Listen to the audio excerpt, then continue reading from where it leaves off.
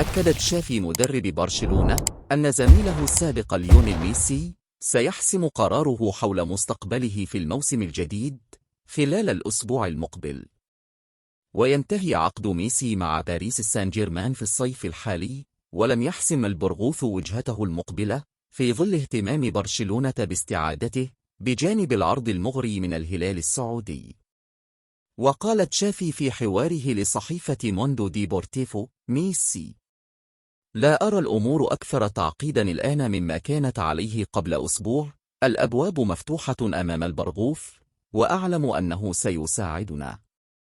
وأضاف: ميسي لديه الكثير من الاحترام تجاه باريس، وسيقرر مصيره الأسبوع المقبل، وأخبروني هنا في برشلونة أن كل شيء تحت السيطرة. وحول الوضع الاقتصادي لبرشلونة، كشف تشافي، يبذل النادي جهدا هائلا لاستعادة القدرة التنافسية. وفي هذا العام نحن في نفس الظروف التي كنا فيها العام الماضي، أو ربما قد تكون أسوأ. وواصل: نحتاج 6 صفقات إذا أردنا التنافس على لقب دوري الأبطال. سنرى ما يمكننا فعله. كلهم يريدون القدوم للبارسا. لم أرى أي لاعب يقول لنا لا ويفضل الذهاب لفريق آخر. تحدثت مع الكثير من اللاعبين. بمجرد للتواصل معهم أو مقابلتهم كانوا يقولون كما هو رائع للعب مع برشلونة. وزاد: قد لا نكون قادرين على التعاقد بما نرغب فيه، هذا هو الواقع.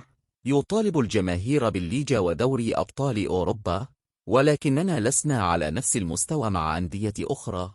ليس لدينا نفس المستوى الاقتصادي لمانشستر سيتي وبايرن ميونخ وريال مدريد ويوفنتوس. وعن تجديد عقده أوضح: تضاعفت الثقة عندما تدهورت النتائج بعض الشيء، وهذا يعني الكثير بالنسبة لي وللجهاز الفني.